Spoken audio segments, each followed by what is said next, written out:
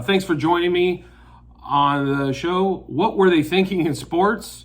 And today we're going to tackle the first round of the NFL Draft 2022 and what the heck were they thinking when they were doing this, and some of the great picks, some of the not so great picks, franchises, so on and so forth. So today we're going to start with pick number 1, the Jaguars. Now, there are some teams in NFL football that continue to be bad, and with this pick you can continually see why Jacksonville has had, one, maybe 2 decent years in the whole history of their franchise.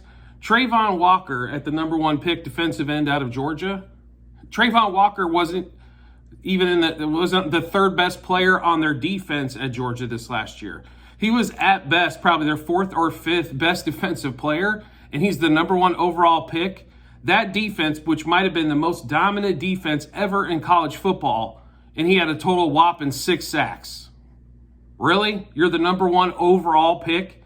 Jacksonville, this is why you continue to pick in the top 5 every year. This is why you have got no better. How is Trent Baalke still employed after this pick? Trent Baalke couldn't keep Jim Harbaugh happy, who was one of the best coaches at the time in the NFL, and they couldn't even get along with Jim Harbaugh. Understandably, not everybody clicks together, but when you have a great coach, you can't get out of his way to let him do what he does. So once again, the first pick, Jacksonville Jaguars. I don't know how you screwed this up and didn't take Aiden Hutchinson. In fact, Detroit's sitting there with a card already filled out, ready to run it to the commissioner in case you do the boneheaded move of picking Walker first. Walker wasn't going second either. So Detroit wasn't taking him. If they didn't get Hutchinson, they're looking a little bit down the board. But he doesn't even come in at that point. So, way to screw this one up, Jacksonville. What the heck were you thinking? And let's get to the second pick. Obviously, a fantastic pick. Thank God Jacksonville was drafting first for the Lions in order for the Lions to get Aiden Hutchinson at 2. Fantastic pick. They actually had a great first round, coming back into the first round and giving away basically a 3rd round pick at number 66 and a swap of seconds to get back into the first round to take Jameson Williams, who would have probably been the number 1 receiver on the board without the ACL injury. The kid's fast, great hands, runs great routes, comes out of Alabama, great SEC schools, want to get great competition. So the Detroit Lions, kudos to you guys on a fantastic draft. Obviously, the Dan Campbell effect is leading over into the draft as well. So awesome for all Detroit Lion fans coming up that they added 2 huge pieces and plus more later on in the draft. But just in the first round alone, they added those 2 big pieces with a future stud wideout and then also somebody that can impact right away as a pass rusher. As pass rushers are desperately needed across the board, there is one thing in the NFL you can't have enough of, and that is pass rushers. Then we get to the 3rd pick, and then we get back to the theme of the show. What were you thinking, Houston Texans? Derek Stingley. Derek Stingley hasn't been good since 2019. He played, maybe 10 games in 2 years? He went against one of the greatest wide receiver duos maybe ever in Jamar Chase and Justin Jefferson at LSU. But realistically, he's the 3rd pick. First of all, corners are definitely needed well, but let's really look at this. If you have a great pass rush, you can make average to below average corners and secondary look great, right? Just take that in mind. So if your pass rush is elite, which the Texans do not have an elite pass rush and haven't had an elite pass rush since J.J. Watt was probably defensive player of the year. And you take Derek Stingley Jr., who couldn't stay healthy, who looked disinterested because I should have been able to basically, after the 2019 season, he thought he should have been able to go to the NFL draft at that point, even though he couldn't go at that point. So you take him at 3rd. Not only do you taking a cornerback at 3, but you didn't even take the best cornerback in the draft. What were you thinking? Their whole draft is a complete nunchuck. I can't even explain what they are thinking in their whole draft process. With all the picks they have had, after the Deshaun Watson deal, they're going to end up choking this off to something horrid as well. That's another reason the Houston Texans, the good news is next year when they're drafting in the top 5, you're looking at Bryce Young and C.J. Stroud to maybe get yourself a franchise quarterback again. But absolutely horrible pick at 3. In my opinion, Stingley shouldn't have been top 10, but I thought Minnesota at 12 was kind of the perfect landing home for him, and he's just outside the top 10. He's got to take somewhat of a downgrade for the last 2 years of absolute garbage that we've seen from Derek Stingley. No question about it. Then we're going to get into the 4th pick. Now, Sauce Gardner with the Jets is the best cornerback in this draft. Now, a lot of people look at his stats, but, I think he had a total of allowed 17 receptions, no touchdowns, over the year. He's a fantastic corner. I think he'll do great in New York. One thing he's going to need up front is a pass rush in order to obviously make him look a little bit better. And he's going to go against a lot better competition than he did with Cincinnati. Still, I think a little tout, but they're desperate need for a corner. But I don't know if he's Revis Island for him. So just something to keep in mind there. I think a solid pick at 4. What the Jets did a little bit later is what made it a fantastic first round for the Jets. Then we go to number 5. The Giants, great solid draft with 2 top 7 picks at 5 and 7. They start off with Kayvon Thibodeau. Thibodeau was the number 1 player in the country coming out of high school. Goes to Oregon, plays solid, has some great games. Also looks very disinterested at times. Good, very good player. Should probably be in the running for defensive player or defensive rookie of the year when it comes around to it. He's going to get his numbers for sure. The question is he going to be actually interested to play the entire game all season? I hope so, because Kayvon Thibodeau, he's extremely fun to watch. And then we get down to the 6th pick with Carolina. Even though only having 1 pick in the first round and then did not have any scheduled picks in the 2nd and 3rd, Icky, the offensive tackle on North Carolina State, absolute mauler and stud. Great pick by them. He was probably the best combo tackle out of the whole thing. So great run blocker, above average pass blocker. Wasn't the best pass blocker in the draft. That was probably you're looking at probably the best pass blocker was probably Charles Cross. But fantastic overall. Probably, in my opinion, if I were the Jacksonville Jaguars, he probably would have been my number 1 overall pick. He's a cornerstone franchise player. You can plug and play. He's going to be there for the next 10 to 15 years. And all you have to do is worry about writing them checks. And then we get to the Giants again with their 2nd pick in the top 7, Evan Neal. He's going to be a fantastic right tackle if that's what he ends up playing for the Giants, with Andrew Thomas on one side and Evan Neal on the right. Now all they're going to need to do is get a quarterback in probably next year's draft or in the offseason after Daniel Jones proves again that he's not worthy to be an NFL quarterback. I mean, Daniel Jones is Daniel Jones, but they have put some great pieces in place to build a foundation. When you build a football team, you're building inside out. You're building lines, and then everything else comes after that, right? You have to have strong upfront offensive and defensive lines, and the Giants did fantastic with their 2 picks for defensive and offensive line. Now, number 8, this one I never quite understand what the Atlanta Falcons are actually trying to accomplish. Last year in the quarterback frenzy draft, they take Kyle Pitts at 4. This year, they come back. Understandably, they need a wide receiver. But Drake London, tall guy, definitely not a Julio Jones type, not a Calvin Ridley type. But he's tall, gets contested catches quite a bit. They need to take a receiver at some point.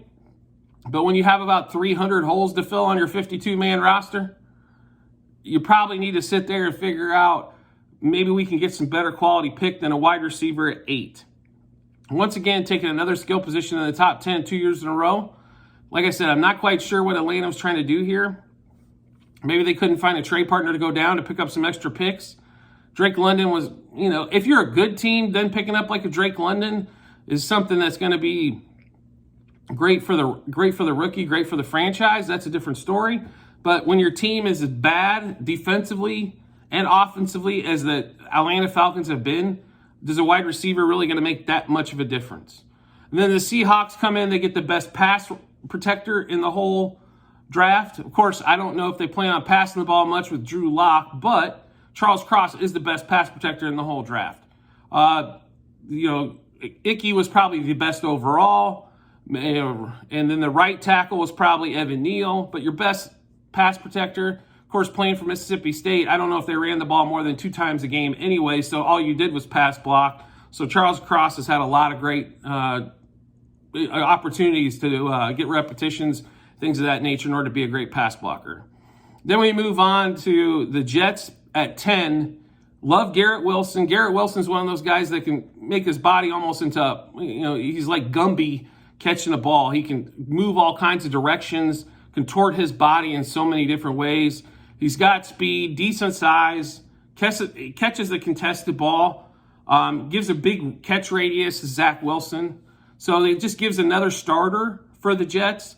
The issue I have with the Jets here, I honestly thought Jermaine Johnson come back and get the pass rusher, and then come worry about the pieces later for wide receivers and skill positions. But the fantastic thing that the Jets did, I think they absolutely lucked into Jermaine Johnson later on in the first round, coming back in to get him at 26.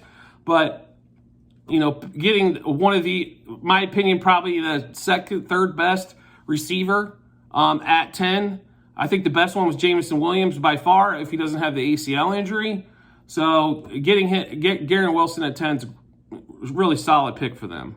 And then the Saints at 11 desperately need a wide receiver. Olave was probably the next logical pick. He's got speed. Michael Thomas coming back this year. Thomas is going to catch your underneath routes. He's going to catch a lot of slants, a lot of hooks, things of that nature. Now you got Olave that can break the top of the defense. Jameis Winston has his faults, no question about it. But he can definitely throw a pretty deep ball. Can we all agree with that, right? Now, he might throw it to the wrong team when he's throwing it deep, but he does throw a pretty deep ball. And then the Lions, like I said, moving back up 20 spots from 32 to 12. This is what I don't understand about the Vikings. They did it twice in this draft. I'm going to skip a little bit into the second round by giving Green Bay the 34th pick and letting Green Bay get their wide receiver.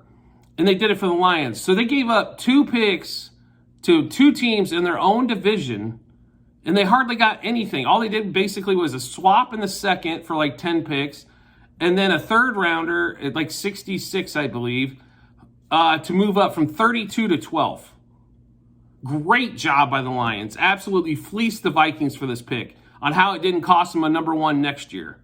But fantastic moving up. The Lions aren't in a huge hurry. They're probably a couple years away anyway. But building that foundational piece and getting 2 superstar studs like they did, huge fan of Williams, huge fan of Hutchinson. I think they're both going to be Pro Bowlers as their career goes along. But fantastic job by the Lions jumping back all the way back up from 32 to 12 in order to get Jameson Williams. Then the Philadelphia Eagles, who in my opinion probably had one of the best drafts. Especially as you keep going down in rounds out there. Jordan Davis is one of those mammoth type dudes. He does not rush the passer at all, but he's a great run stopper, and he takes a lot of defenders to open up outside guys in order to rush the passer. He's definitely one of those guys you have to double team. So that means everybody else is going to be single team. Their numbers should go up. But what they did later on in the draft, and then also making the huge trade for A.J. Brown, 2 fantastic pieces. What were the Titans thinking? Understandably, you couldn't afford to maybe pay A.J. Brown at 4 years, $100 million. But let's realistically look at this. You didn't have to pay him the 4 years, $100 million. Have we heard of this thing called the franchise tag? Understand, it's a 1-year deal. It's fully guaranteed. But after this year, make him sit. You have the leverage there. I understand that the new theory is we don't want an unhappy player here. He's not going to be unhappy when he's cashing the paychecks. I didn't understand trading A.J. Brown, who, if healthy, in my opinion, one of the best receivers out there. He's got speed, size, unbelievable Gumby type positions he catches the ball in, seems to catch every contested throw. Fantastic wide receiver. And you give him up for what? I couldn't believe what the Titans did there, right? And so taking one of those picks that Philly had turned in, the Carson Wentz trade, all the picks that have been able to accumulate. Now the question is going to boil down for the Eagles on Jalen Hurts. My opinion, Jalen's probably not going to ever be a top 5 to 7 quarterback, but can he be above average, maybe a top 12 to 15? Absolutely, because his wheels are going to come into play. I mean, Jalen he had to be saved by Tua Tagovailoa in the championship game for Alabama when he transfers to Oklahoma. The Big 12 is not a dominant football conference, and he had a hard time dominating that conference. And that's why he wasn't a number one pick when he was drafted either. But they're trying to give him every opportunity to make sure to see if he can be successful or if they need to move on from Jalen Hurts. And then we get down to the Texans again. I'm sorry, not the Texans. We're going to go to the Ravens. Kyle Hamilton looked like he was going to be a top 5 pick all offseason leading up to the draft. And the Ravens get him at 14. Once again, the Ravens fleecing a lot of the rest of the NFL, picking up fantastic players who maybe drop a little bit, who are just good football players. He necessarily didn't have the fastest 40 time. I'll be really honest. I don't care what you do in the underwear Olympics. I care what you do on the football field. And Kyle Hamilton had a drop into 14. Great pickup for the Ravens. Once again, proving that they're one of the smartest front offices out there and fleecing the NFL for another great player, where the rest of these teams are standing around looking kind of silly. Then we get to the Texans again at 15. Kenyon Green, guard from Texas A&M. Good player. You know, probably going to be a Pro Bowl player at some point in his career. But really? This is what we come up with? Houston Texans, have you heard of this word called pass rusher? Seriously?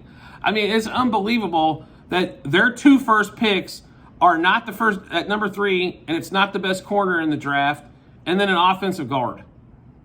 I really don't understand this one whatsoever. Again, the Texans absolutely perplex me on what the hell they are trying to accomplish. I mean, realistically, you might as well trade every one of your picks for 7th-round picks and just have the whole 7th round. I mean, just take every player in a row. That way you can't screw crap up. You let everybody else get the good players first, so that way you don't look like idiots like you do with these first 2 picks, and move on from there. Then at 16, the Washington Commanders. I understand needing another receiver to go with Terry McLaurin. Completely do. But we really need another 5'10 guy? Really? This is what we need? He's a good receiver. He's got speed.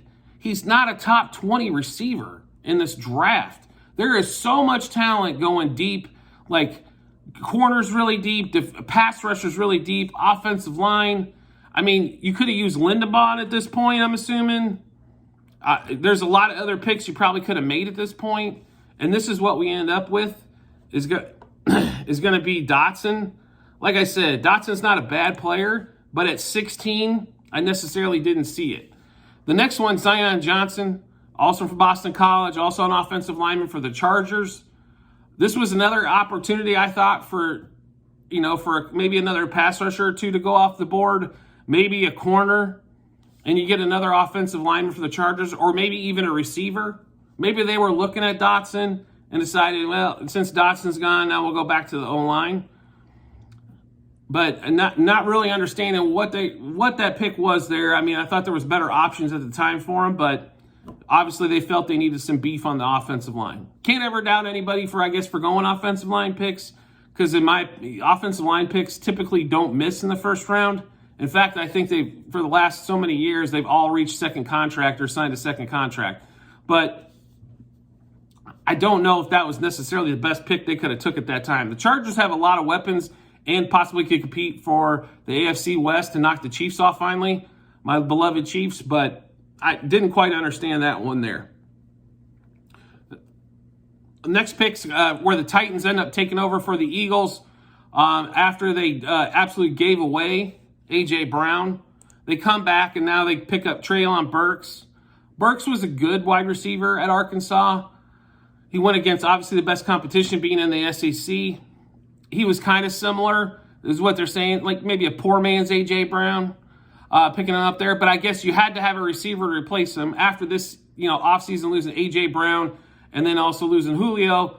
But, you had to have a receiver, because if you watched last year's football with the Titans when they didn't have A.J. or Julio, oh my God, it was probably the worst offensive passing football you've ever seen. So definitely needed a receiver to replace him. So Treylon Burks was the next best receiver on the board. The Saints did get really smart here, though, at 19, going back and getting another offensive lineman, Trevor Penning from Northern Iowa. So they needed offensive line. If you watched the Saints last year, it was pretty putrid once they lost their tackles. So I'm surprised they almost didn't go 2 offensive linemen here. But they did come back at 19, pick him up, and definitely help beef up that offensive line. At 20, this is where everybody was expecting the quarterback to go to the Steelers, and they picked the 20. What is Kenny Pickett now? 30 years old. He's got about size 5 hands. I mean, really, this is the only quarterback taken in the first round is Kenny Pickett, a guy until this last year barely had a 2-to-1 interception ratio, TD to interception ratio, has one monster year, and all of a sudden Kenny Pickett's now the future of the Steelers. And then after they spend the money on Mitch Trubisky in the offseason, I've actually heard people around saying Kenny Pickett's going to start from day one. What? Kenny Pickett, right? If Kenny Pickett would have came out any of the last few years, he'd been lucky to be a third-round draft pick. And now you say he's going to start from day one? I pray that Mitchell Trubisky has a good enough offseason where he remains the number 1 quarterback and Kenny Pickett can learn.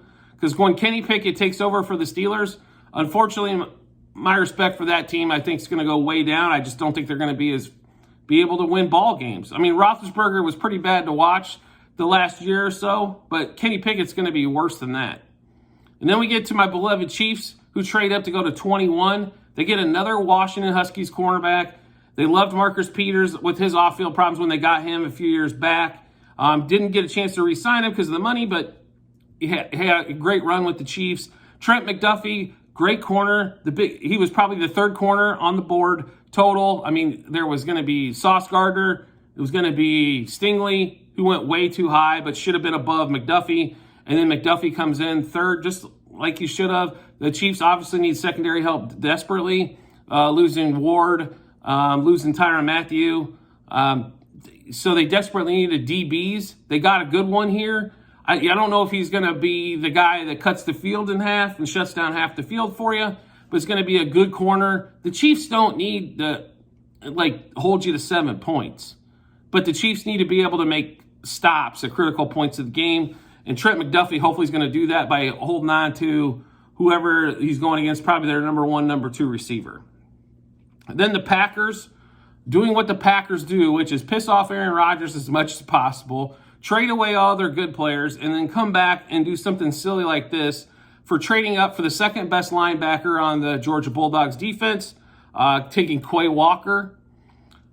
Quay Walker, good, above average linebacker for sure, but wasn't even the best linebacker on his team.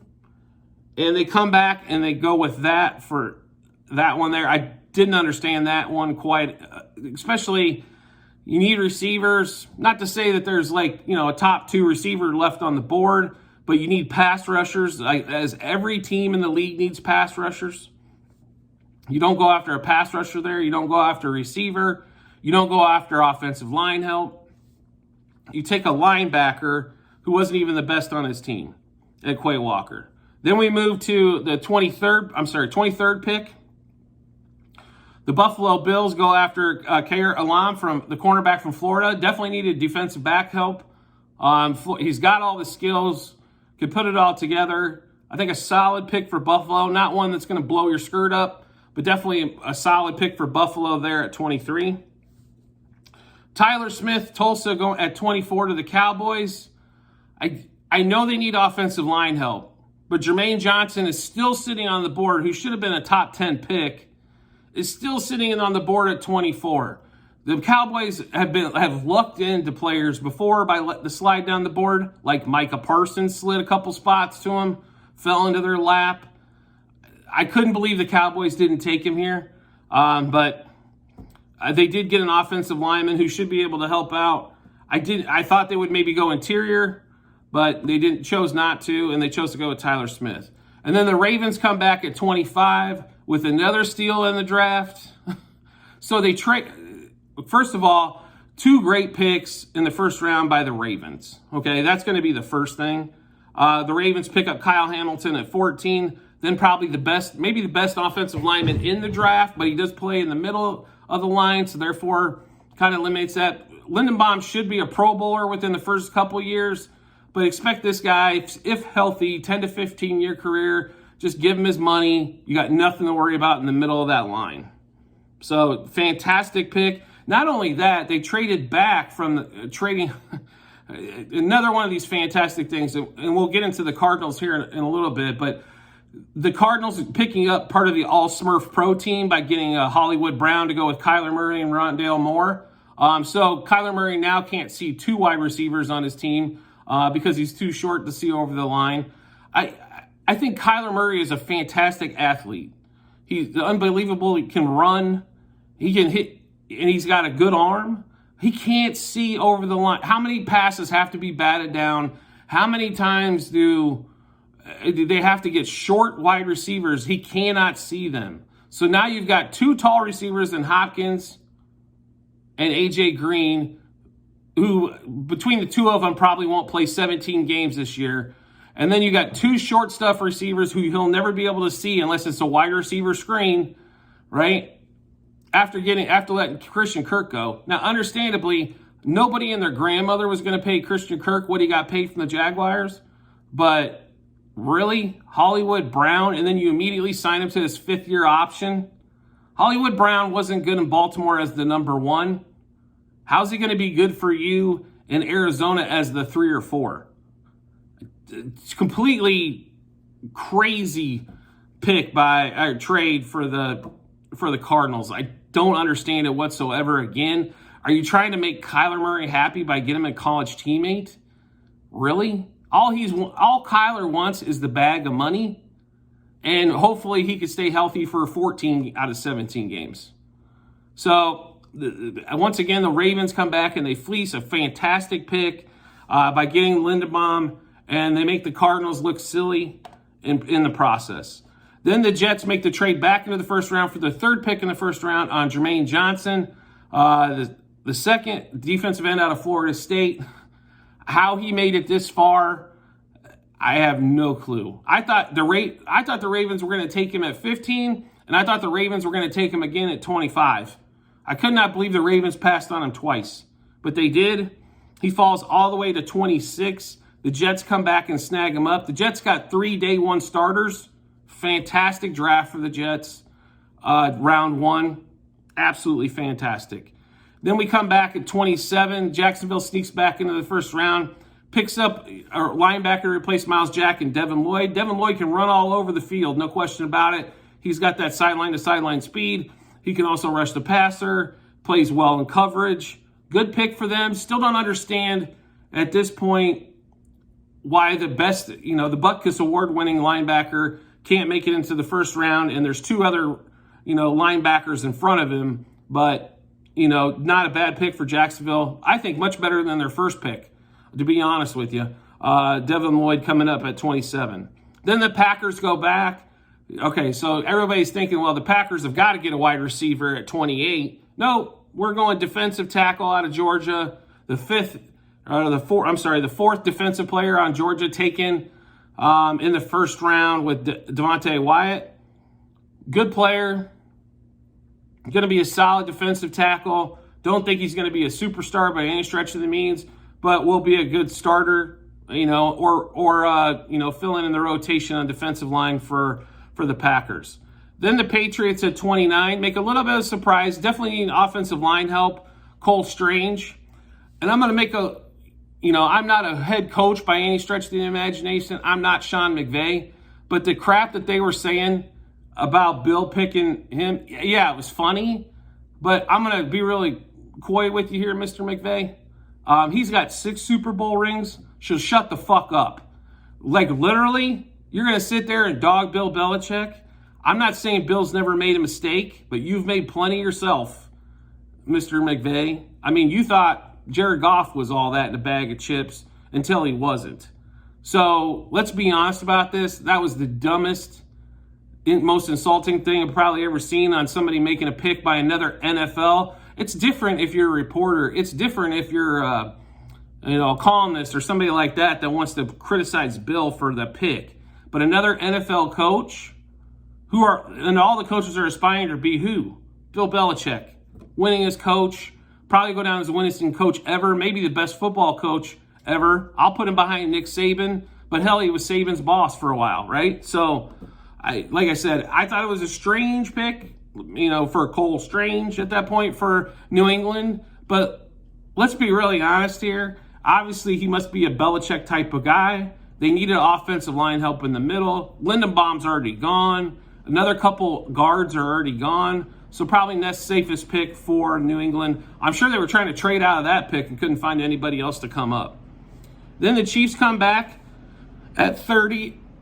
I was praying that the Chiefs would have picked the edge rusher at 21, and I think they still might have got, one of their two choices at corner at 30. Instead, they come back with Karlaftis out of Purdue, the edge rusher. They definitely need edge rushing help. I'm not going to call him a dominant edge rusher, period. I think most of your good edge rushers seem to come out of the SEC, not the Big Ten. There are some that come out of the Big Ten, no question. There seems to be a hell of a lot more of them that come out of the SEC. But coming back with him at 30, definitely need edge rushing help. Solid pick, not a fantastic pick, but definitely solid pick. The Chiefs got two defensive players to help them on that defense that's been hit or miss. It's been really good or really bad. So definitely should maybe give them a little bit more consistency in that range. Cincinnati Bengals, their first pick in the first round at number 31. Daxton Hill, I thought was a great pick, that great value there at 31. They needed defensive back help anyway. Picking Daxton Hill out of Michigan up, great pick for them. Good job for the Bengals in the first round. And then the Vikings, who of course have already blown so many things in the first round and the draft so far, come back with Lewis Sine out the safety out of Georgia, the fifth defensive player taken from the Bulldogs. That was a record. Of course, the record 9 trades, 6 receivers taken in the top 18. All the kinds of crazy things that went down on day one or night one of the NFL draft. And it wraps up with the Vikings taking Sine at 32. They definitely needed another playmaker in the back with Harrison Smith. I thought I would rather see corner, but safety was a good spot for them as well. So picking him up at least salvaged some of the first round, in my opinion, for the Vikings after the dumb shit they did with trading Detroit. So that just kind of leads back to that. So here are some other thoughts from the first round on teams that didn't pick. Thank God the Raiders weren't there because we didn't have to sit there and question why the hell they picked who the hell they picked in the first round. So that was nice not having the Raiders. Oh, that's right. They got Devontae Adams for their number 1 pick. So probably the best thing the Raiders could ever do from now on is trade out of the first round. So we quit questioning whether or not how stupid their pick was in the first round. The Cardinals, obviously getting Hollywood Brown. I never understand why you want to have the all-Smurf team, but obviously that must be important for the Cardinals, having the all-Smurf team at wide receiver and quarterback. As many holes as the Cardinals have, and they have a ton, especially on the defensive side where they need help, they continue to put not so great players on that offensive side of the ball that don't make any sense. So if you don't want Kyler Murray to run, then get him some guys that are tall that he can see. Not another short dude with Hollywood Brown coming over from the Ravens. But after the first round, pretty simple to see that the Jets had a fantastic first round. The Eagles had a fantastic first round with getting an A.J. Brown. The Ravens once again proved that they're much smarter than most when it comes to the first round. And Jacksonville and the Texans proving why, again, they will be picking probably 1, 2, or maybe the Texans at 1 and Jacksonville at 2 next year. As they continue to screw everything up that they possibly can for their football team and their franchise. They should be totally embarrassed by this draft. And if they're not, they really need to have some introspective on what they are trying to accomplish at that football team. So I wanted to thank you for joining me today on today's show on round 1 of the NFL draft. And we'll touch base with you on the later rounds and other things going on in sports. And we'll see you on the next episode.